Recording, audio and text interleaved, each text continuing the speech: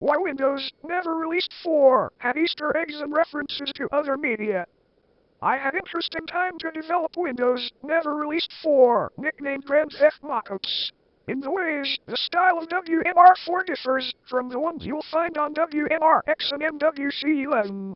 One of the differences is the inclusion of Easter eggs. This was a different boredom. Just in time when sympathy to KDE's mascot cringy kicked in. It's when he was appeared on Windows D5 login screen. Numerals on data is, for my Windows OS, have been referenced numerous times.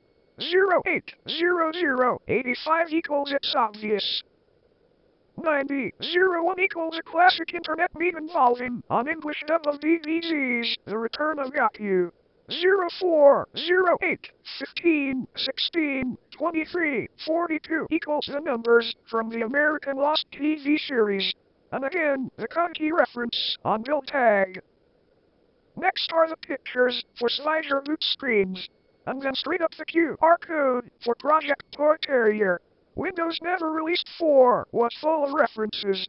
I had let you know about a half of them.